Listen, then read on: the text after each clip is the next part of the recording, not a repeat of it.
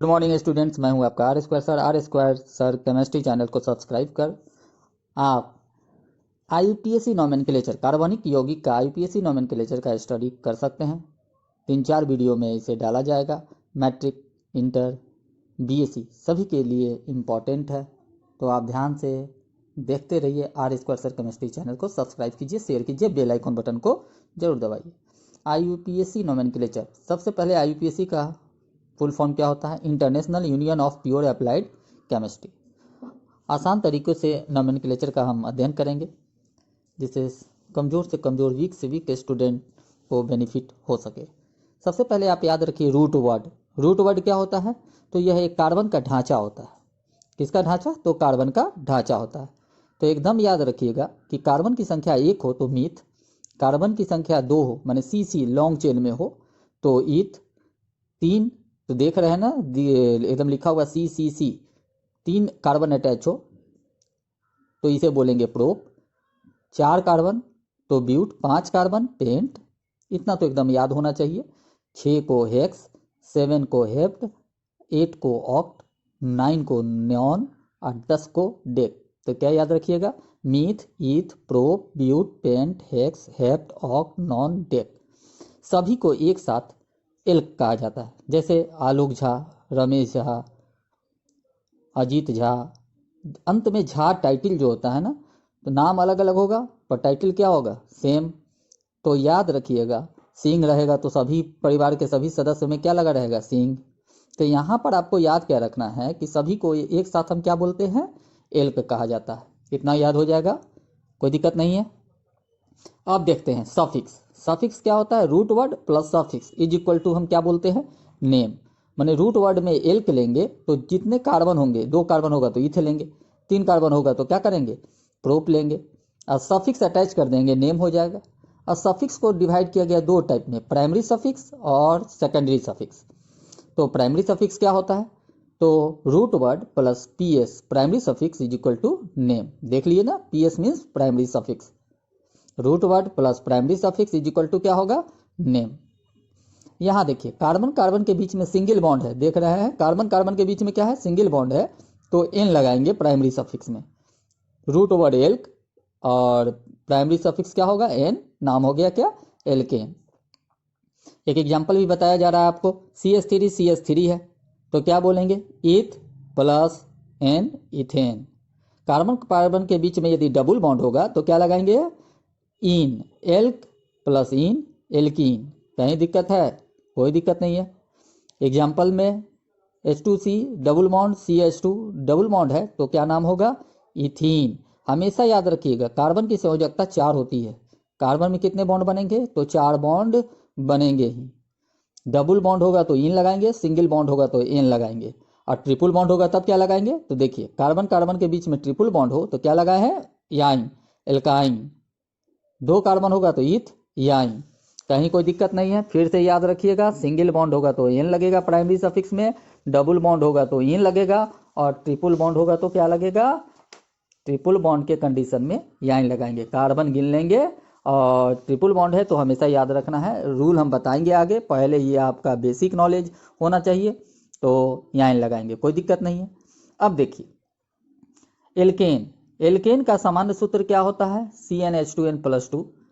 इसका कोई functional group नहीं होता है। इसका फंक्शनल ग्रुप नहीं होता है तो एल्केन का फंक्शनल ग्रुप नहीं होता है। एकदम क्लियर है? एल्कीन, एल्कीन का सामान्य सूत्र CnH2n होता है। क्या होता है? CnH2n। और कार्बन कार्बन के बीच में डबल बॉन्ड से आप पहचान सकते हैं कि यह क्या है? एल्कीन है। और एल्काइन का सामान्य सूत्र क्या होता है? CnH2n-2। क्रियाशील मूलक क्या होगा? तो कार्बन कार्बन ट्रिपल बॉन्ड। कोई दिक्कत नहीं है। तो क्रियाशील मूलक क्या करता है? यौगिक की पहचान बतलाता है। ठीक है? यदि डबल बॉन्ड होगा तो वह एल्कीन होगा, ट्रिपल बॉन्ड होगा तो एल्काइन होगा।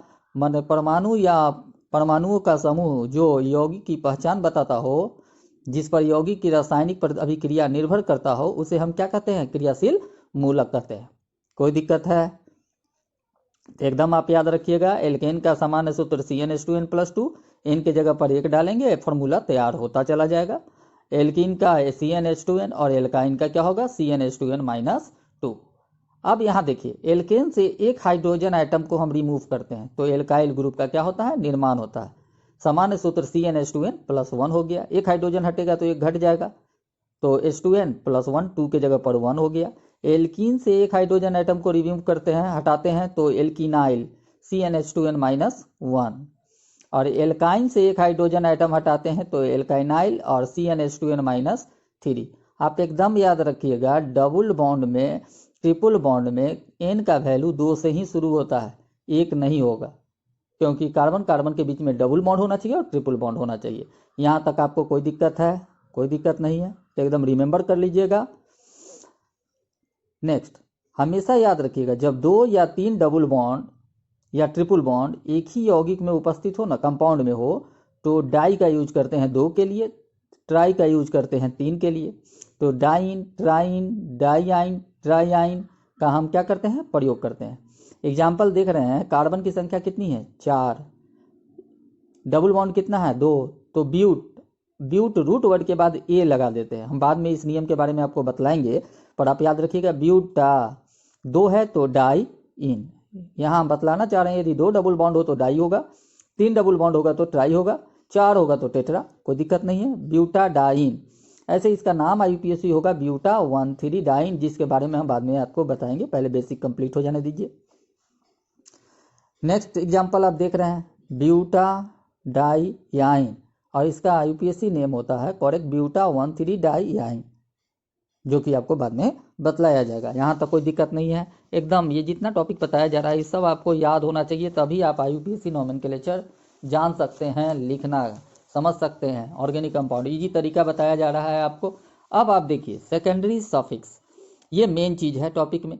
Root word, primary suffix, secondary suffix is equal to क्या होता है, नेम लिखा जाता है। तो देखिए, सबसे पहले यौगिक, सामान्य सूत्र, क्रियाशील मूलक, root word, primary suffix, PS लिखे हैं, SS means secondary suffix is equal to क्या होगा, नेम।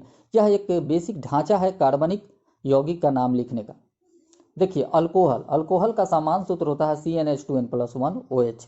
जहां भी आपको OH लगा रहेगा समझ जाइए वह क्या है, अल्कोहल है, कोई दिक्कत है। रूट वर्ड में एल्क लेंगे, प्राइमरी सफिक्स में एन लेंगे, देखिए ई के नीचे डैश दिए हैं, सेकेंडरी सफिक्स में ऑल का यूज करते हैं, नाम हो जाता है एल्केनॉल। याद रखिएगा, ई को रिमूव कर देते हैं, जब दोनों तरफ वॉवेल हो जाए, सेकेंडरी सफिक्स में ओ है और प्राइमरी सफिक्स में ई है, तो जब दोनों जगह वॉवेल हो तो ई हम क्या करते हैं, हटा देते हैं, एल्केनॉल, नाम क्या होगा, एल्केनॉल। एग्जाम्पल देखिए, CH3CH2OH, कार्बन की संख्या कितनी है, 2 कार्बन है तो क्या बोलेंगे, eth, single bond N, OL, ethanol, कोई दिक्कत नहीं है। एल्डिहाइड का सामान्य सूत्र CnH2n+1 CHO होता है, फंक्शनल ग्रुप CHO होता है, देख रहे हैं आप, क्रियाशील मूलक।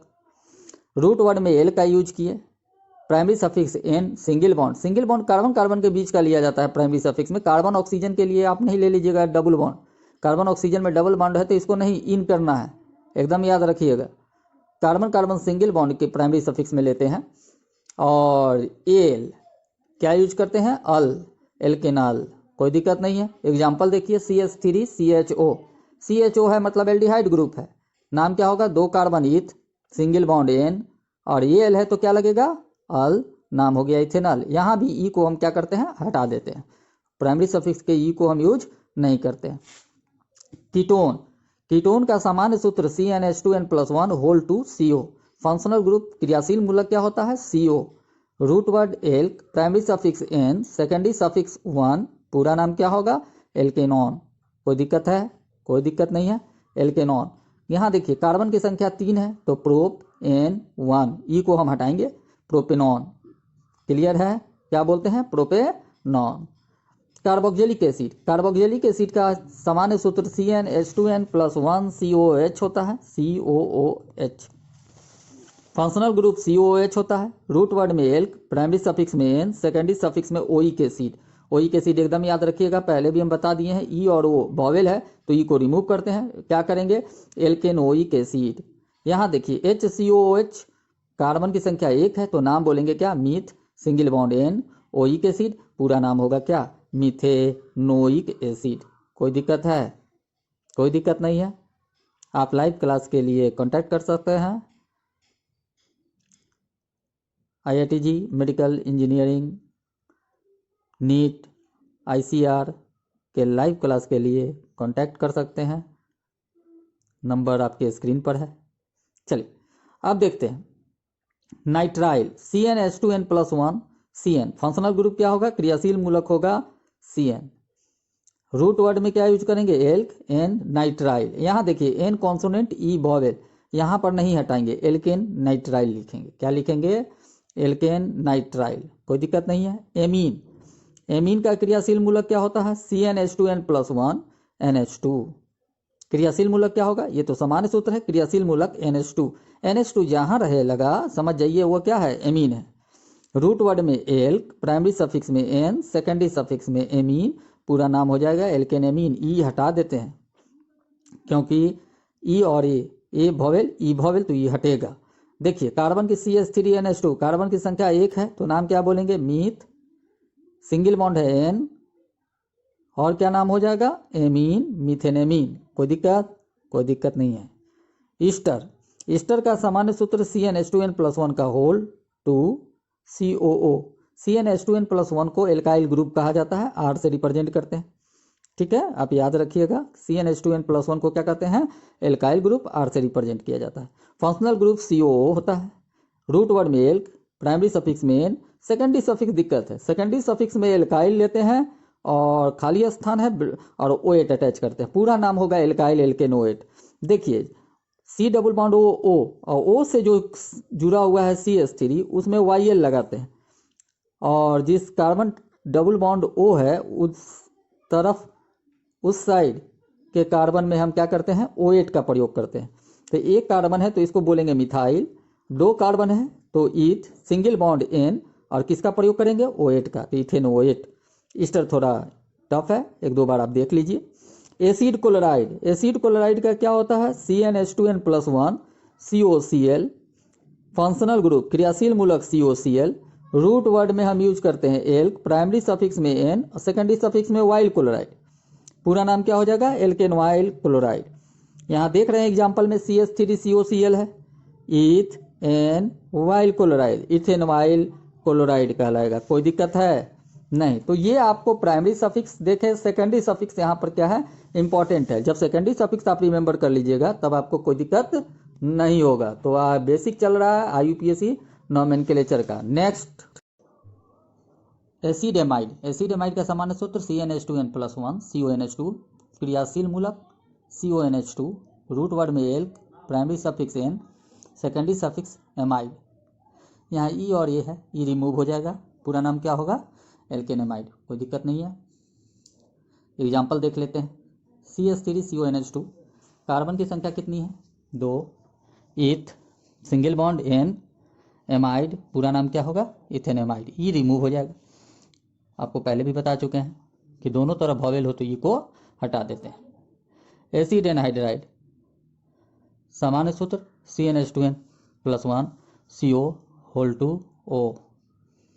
क्रियाशील मूलक COO। रूट वर्ड में alk, primary suffix N, secondary suffix oic anhydride, पूरा नाम क्या होगा? Alkanoic anhydride. यहाँ कार्बन देखिए, ऑक्सीजन के एक तरफ 2 कार्बन, दोनों तरफ समान कार्बन है तो एक तरफ के कार्बन को काउंट करते हैं। Eth N oic anhydride, ethanoic anhydride. कोई दिक्कत नहीं है। याद रखिएगा जब दोनों तरफ कार्बन की संख्या समान हो तो एक तरफ का गिनते हैं और असमान हो तो अल्फ़ाबेटिकल ऑर्डर में लिखते हैं। मान लीजिए एक तरफ 2 कार्बन एक तरफ 3 कार्बन हो तो ईथ प्रोप, सिंगल बॉन्ड दोनों में लगाएंगे, N oic, ethanoic, propanoic anhydride. कोई दिक्कत नहीं है। नेक्स्ट है थायोल। तो आप देख रहे हैं थायोल, सामान्य सूत्र क्या होगा? CnH2n+1 SH, क्रियाशील मूलक SH, root word alk, primary suffix N, secondary suffix thiol, alkane thiol. एक कार्बन है तो meth, single bond N, thiol, methane thiol. क्या नाम होगा? Methane thiol. तो ये सेकेंडरी सफिक्स के बारे में हम स्टडी किए, आप याद कर लीजिए। फिर नेक्स्ट वीडियो में हम डालेंगे अगला टॉपिक। तो अब अभी आप जितना डाला गया है वो टोटल क्या कीजिए? रिमेंबर कीजिए। R square sir chemistry channel को सब्सक्राइब कीजिए, शेयर कीजिए, बेल आइकन बटन जरूर दबाइए। लाइव क्लास के लिए कांटेक्ट कीजिए। धन्यवाद।